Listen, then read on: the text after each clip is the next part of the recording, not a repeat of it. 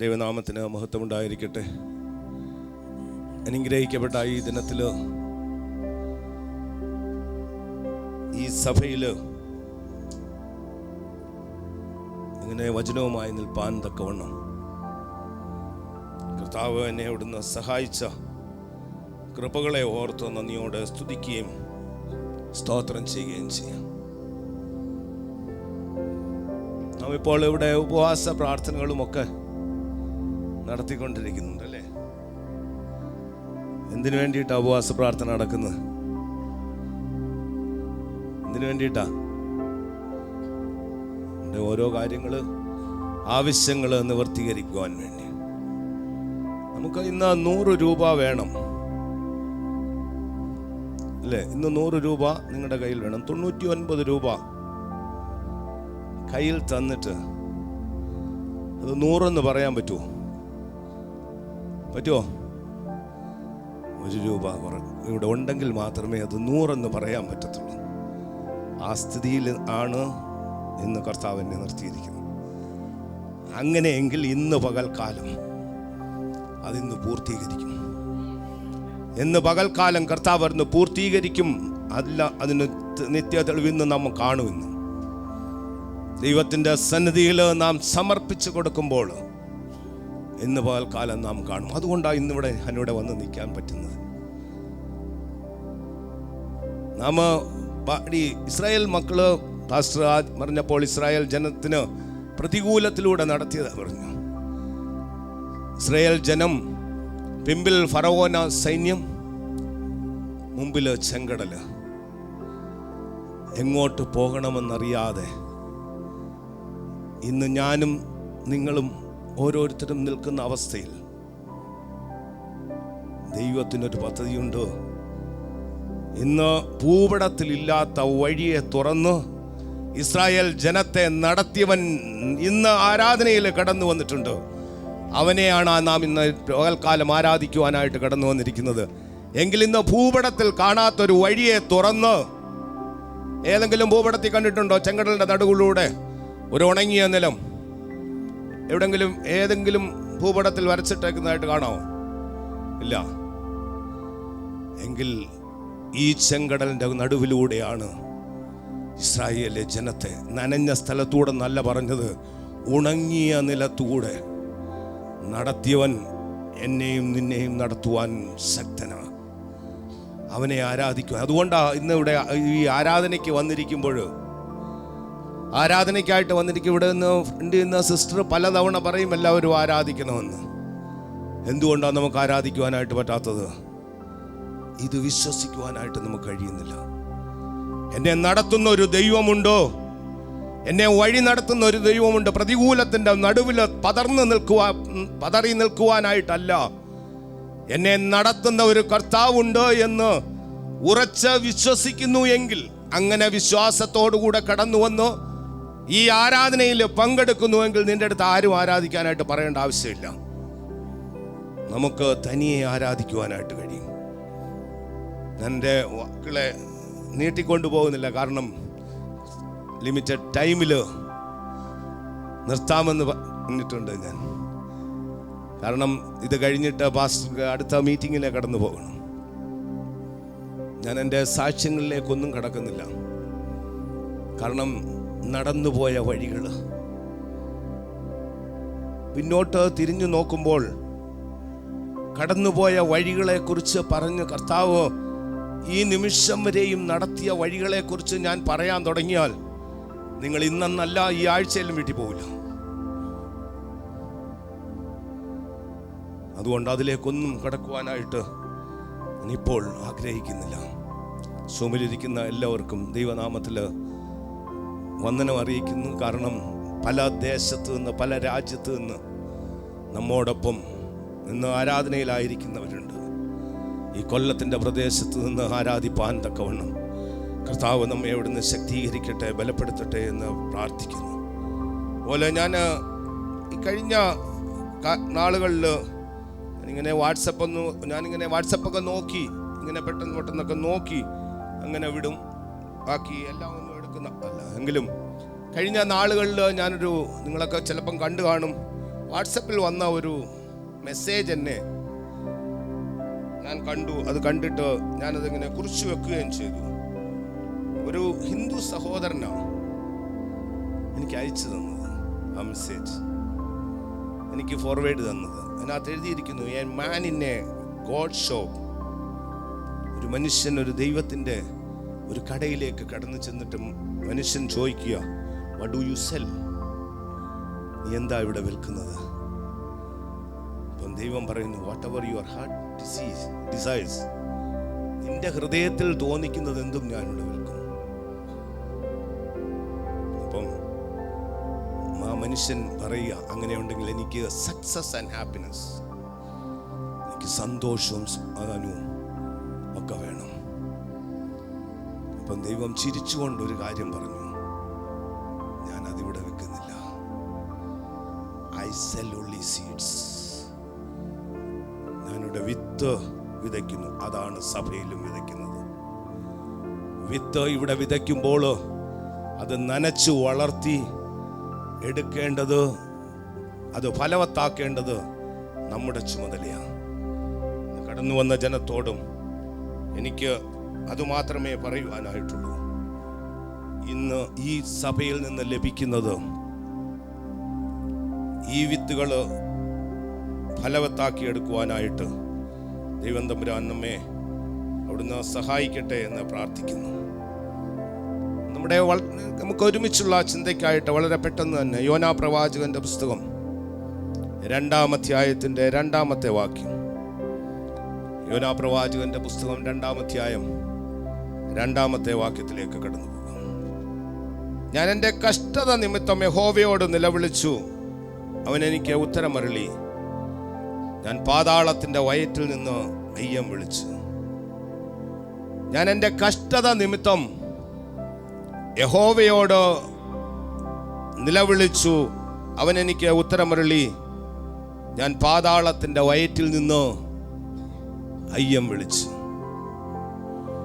നമുക്കൊക്കെയും വളരെ സുപരിചിതമായ ഈ വാക്യം, യോനാ പ്രവാചകനെ കുറിച്ച് നാം അനേക സമയങ്ങൾ പ്രസംഗങ്ങൾ കേൾക്കുകയും പഠിക്കുകയും ഒക്കെ ചെയ്തിട്ടുണ്ട്.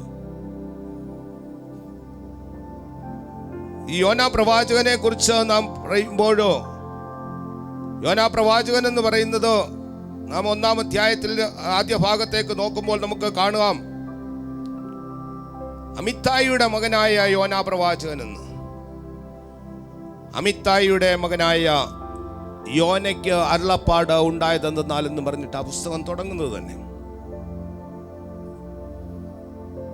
2 രാജാക്കന്മാർ 14-ാം അധ്യായത്തിന്റെ 25-ാം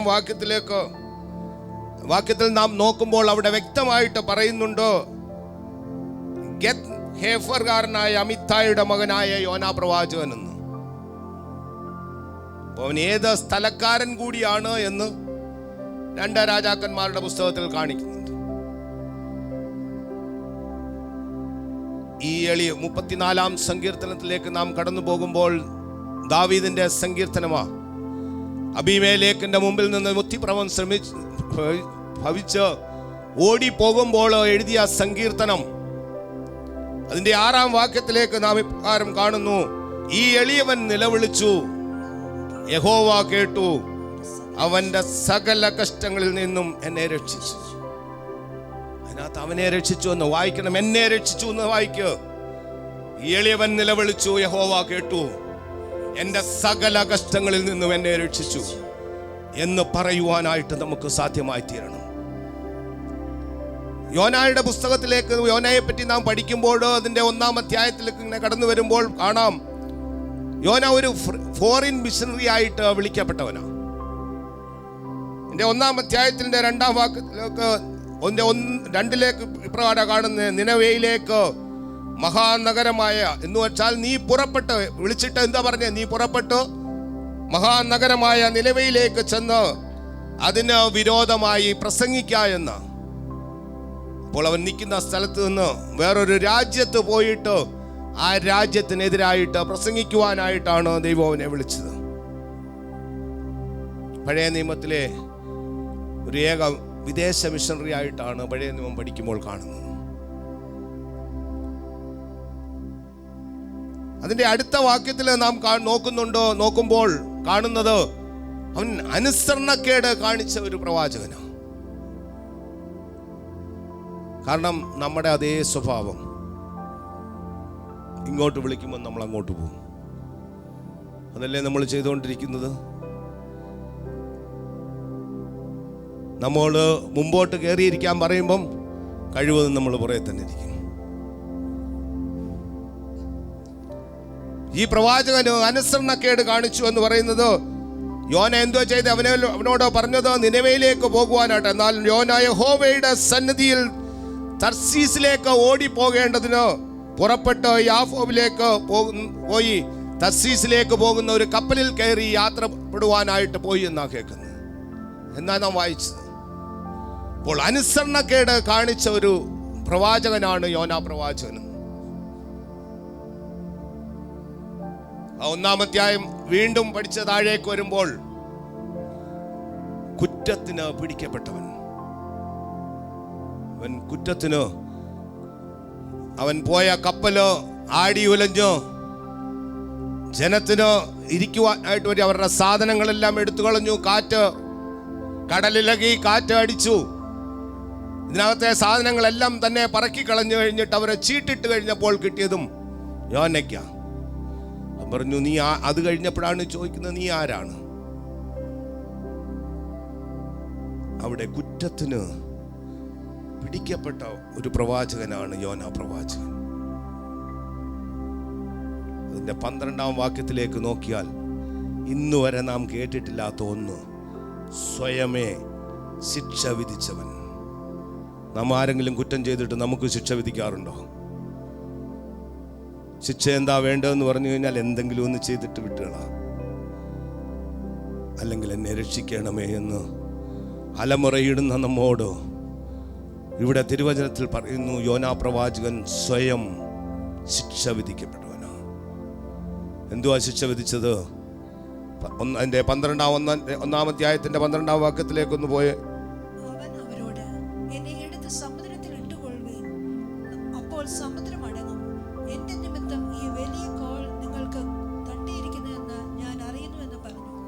അവൻ ശിക്ഷ വിധിച്ചവൻ അവരോട് പറഞ്ഞത്, എന്നെ എടുത്ത് സമുദ്രത്തിലിട്ട് കളവീൻ.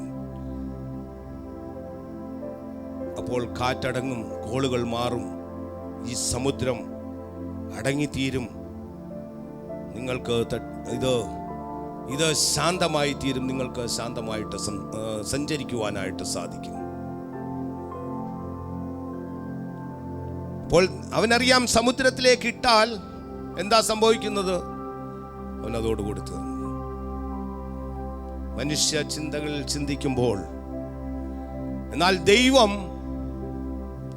എന്നെയും നിന്നെയും കണ്ടിരിക്കുന്നുവെങ്കിൽ നീ ഏത് വഴിയിലൂടെ പോയാലും എന്നെയും നിന്നെയും തിരിച്ചു പിടിച്ച് അവന്റെ പാതയിലേക്ക് കൊണ്ടുവരണമെന്നുണ്ടെങ്കിൽ നിന്റെ ജീവിതത്തിൽ പ്രതികൂലങ്ങൾ അടിക്കുമ്പോൾ തിരിച്ചറിയണം, ഞാൻ വഴിവിട്ടു പോകുന്നു എന്ന് കർത്താവിന് തോന്നിയെങ്കിൽ നിന്റെ ജീവിതത്തിന്റെ പ്രതികൂലങ്ങള് അനവധിയായിരിക്കുമ്പോൾ അവങ്കലേക്ക് തിരിയുവാനായിട്ട്, അവങ്കലേക്ക് തിരിഞ്ഞു നോക്കുവാനായിട്ട് യോനാ പ്രവാചകനെ പോലെ അല്ലാതെ യോനാ പ്രവാചകൻ അനുസരണക്കേട് കാണിച്ചപ്പോഴോ അവന്റെ ജീവിതത്തിൽ പ്രതികൂലങ്ങൾ കടന്നു വന്നു. അവന്റെ കൂടെയുള്ളവരുടെ ജീവിതത്തിലും സഭയ്ക്കകത്ത് പ്രതികൂലങ്ങൾ നിറയ്ക്കുവാനായിട്ട് കടന്നു വന്നിരിക്കുമ്പോൾ ആലോചിക്കണം, സ്വയമേ ചിന്തിക്കണം. മറ്റുള്ളവരെ വിധിക്കുവാനോ വിധിക്കപ്പെടുവാനായിട്ടോ അല്ല നാം ഇന്ന് കടന്നു വന്നിരിക്കുന്നത്. നാം സ്വയം ഇന്ന് പകൽക്കാലം ചിന്തിക്കണം, എൻ്റെ കർത്താവേ, എന്നിലുള്ള കുറവുകളെ മാറ്റി എൻ്റെ ആ ക്രൂശിതനിലേക്ക് നോക്കുവാനായിട്ട് ഇന്ന് പകൽക്കാലം എന്നെ അവിടുന്ന് സഹായിക്കണം. അവനിലേക്ക് നോക്കണം നാം ഇന്ന് പകൽക്കാലം. മരണപാശങ്ങൾ എന്നെ ചുറ്റി. സങ്കീർത്തനം 18-ാം സങ്കീർത്തനത്തിന്റെ 4 തൊട്ട് 6 വരെയുള്ള വാക്യങ്ങൾ ഇപ്രകാരമാണ് കാണുന്നത്. മരണപാശങ്ങൾ എന്നെ ചുറ്റി, അഗാധ പ്രവാഹങ്ങൾ എന്നെ ഭ്രമിപ്പിച്ചു, പാതാളപാശങ്ങൾ എന്നെ വളഞ്ഞു, മരണത്തിന്റെ കെണികളും എന്നെ തുടർന്നു പിടിച്ചു. എൻ്റെ കഷ്ടതയിൽ ഞാൻ യഹോവയോട് നിലവിളിച്ചു. എൻ്റെ കഷ്ടതയിൽ ഞാൻ യഹോവയോട് വിളിച്ചപേക്ഷിച്ചു. കഷ്ടതയിൽ യഹോവയോട് വിളിച്ചപേക്ഷിക്കുമ്പോൾ ഉത്തരമരുളുന്ന ഒരു ദൈവമുണ്ട്.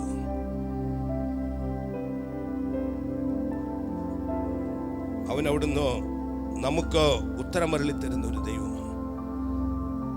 എബ്രായ ലേഖനം 5 അധ്യായത്തിലേക്ക് നോക്കുമ്പോൾ കർത്താവ് യേശു ക്രിസ്തു എബ്രായ ലേഖനം 5 അധ്യായത്തിന്റെ 7 വാക്യം വായിക്കുമ്പോൾ നാം ഇപ്രകാരം കാണുന്നുണ്ട്: ക്രിസ്തു തന്റെ ഐഹിക ജീവകാലത്ത് തന്നെ മരണത്തിൽ നിന്ന് രക്ഷിപ്പാൻ കഴിയുന്നവനോട് ഉറച്ച നിലവിളിയോടും കണ്ണുനീരോടും കൂടെ അപേക്ഷയും അഭയയാചനയും കഴിക്കുകയും ഭയഭക്തി നിമിത്തം മുദ്ര ലഭിക്കുകയും ചെയ്തു.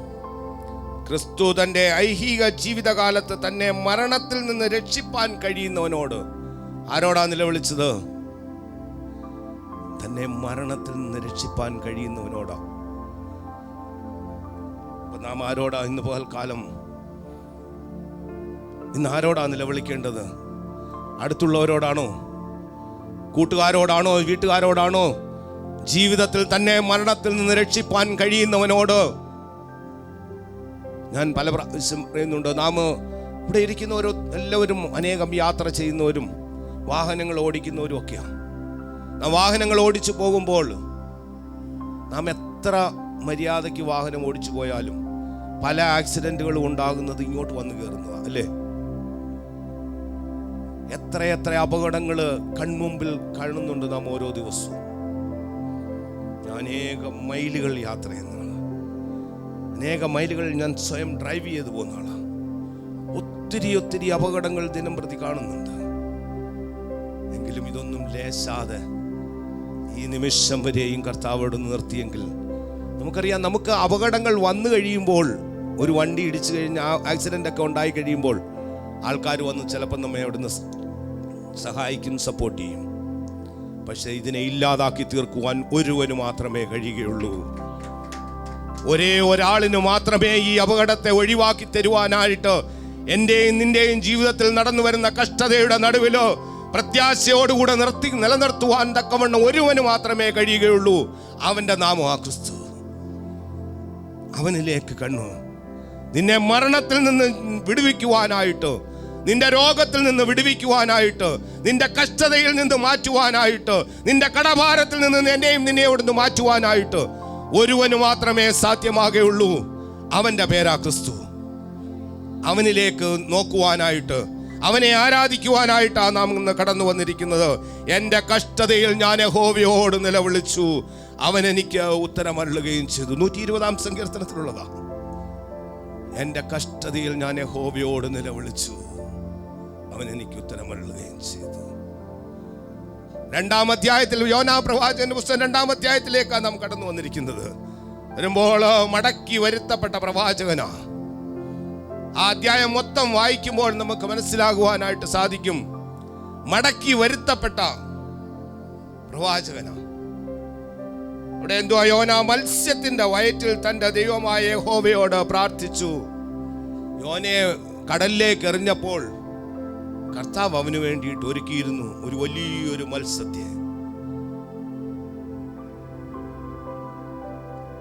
തീച്ചൂളയുടെ നടുവിൽ 3 പേരെ ഇട്ടപ്പോൾ 4-മനെ ആയി തണുത്ത കരങ്ങളാൽ 4-മനായി ഒരു രോമം പോലും എരിഞ്ഞു പോകാതെ കൂട്ടിന് വന്ന ഒരു ദൈവമുണ്ടെങ്കിൽ എൻ്റെയും ജീവിതത്തിൽ, നമ്മുടെ ജീവിതത്തിൽ പല സമയങ്ങളും നാം അനുഭവിച്ചവരാ.